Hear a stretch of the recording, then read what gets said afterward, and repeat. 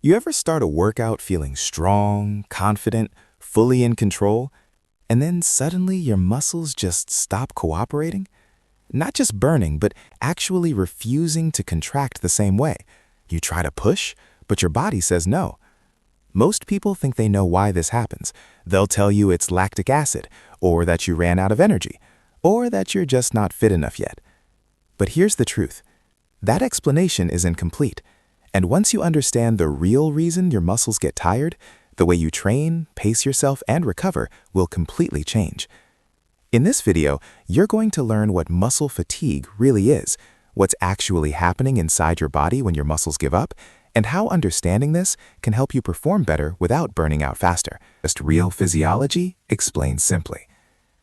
Let's start with the biggest myth. For years, people believed that muscle fatigue happens mainly because lactic acid builds up in the muscle and shuts it down. Yes, lactate levels do rise during intense exercise. That part is true. But modern research shows that lactate itself is not the main reason your muscle stops contracting. In fact, lactate can actually be reused by the body as a fuel source. So if lactic acid isn't the main villain, what is? To understand fatigue, you need to understand how muscles actually contract. Every single movement you make starts in your brain. Your brain sends an electrical signal down a motor nerve. That signal reaches the muscle fiber, and a very precise chain reaction begins. Sodium and potassium ions move across the muscle cell membrane. Calcium ions are released inside the muscle cell. These ions allow the muscle fibers to slide and shorten. That sliding is what creates force. As long as this electrical and chemical communication stays clean and efficient, your muscle keeps working. At the beginning of a workout, everything runs smoothly. The signals are strong, the ions are balanced, the muscle responds instantly. But as you repeat contractions again and again, something starts to change. Sodium and potassium ions near the muscle membrane begin to shift faster than the body can fully reset them. Calcium handling inside the muscle becomes less efficient. The muscle fiber slowly becomes less responsive to the nerve signal coming from the brain. This is the key point. Muscle fatigue is not just about running out of fuel, it's about losing communication. The signal from your brain is still there, but the muscle can no longer respond to it with the same strength. The electrical signal weakens, the contraction becomes slower and weaker. Eventually, the muscle simply can't generate the same force, no matter how hard you try. ATP, the energy molecule everyone talks about, plays a role here, but not in the way most people think. ATP doesn't just provide energy for contraction, it's also responsible for resetting the system after each contraction. ATP helps pump calcium back into storage. It helps restore sodium and potassium balance. When exercise intensity is high and contractions are repeated rapidly, ATP production can't keep up with all of these demands at once. Not because ATP disappears, but because it can't support perfect communication under constant stress. And there's another layer to this that most people completely ignore. Your nervous system is not passive. Your brain is constantly monitoring what's happening in your body. When it senses that muscle fibers are becoming inefficient, unstable, or at risk of damage, it deliberately reduces the strength of the signals it sends. This is known as central fatigue. It's a protective mechanism. Your brain is basically saying, if I keep pushing at this level, something is going to break. So it pulls back. That's why sometimes fatigue feels sudden. One set you're fine, the next set you hit a wall. It's not because your muscles suddenly ran out of energy in 1 second. It's because your nervous system decided that continuing at that intensity wasn't safe or efficient anymore.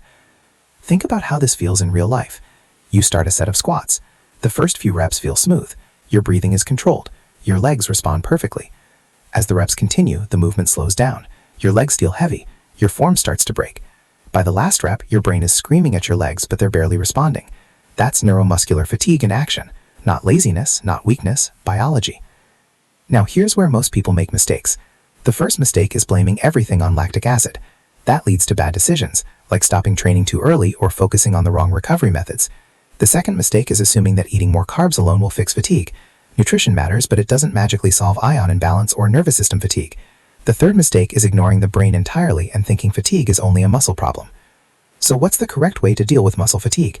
First, you need to train your muscles and nervous system to handle repeated signals more efficiently. That means structured training, not random intensity every session.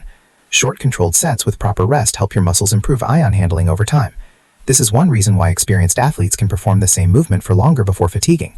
Their systems are better adapted, not just stronger. Second, aerobic fitness matters more than people think, even for strength and power. Better oxygen delivery helps muscle cells manage byproducts and maintain energy balance. This improves communication inside the muscle and delays fatigue.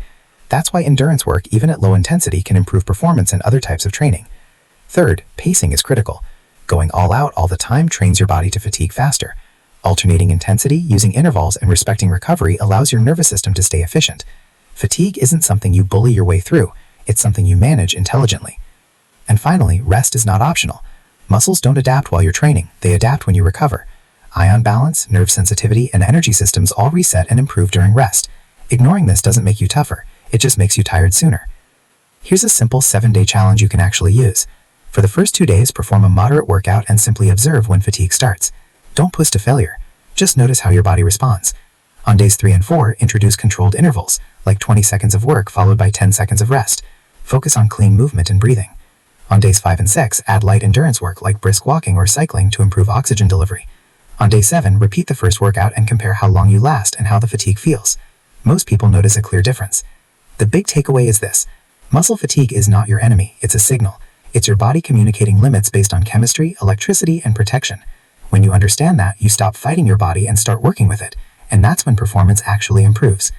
If you want a clear, science-based plan that helps you train smarter, last longer, and recover better, not by shortcuts, but by understanding how your body really works, check the link below. And remember, fatigue doesn't mean you're weak, it means you're human.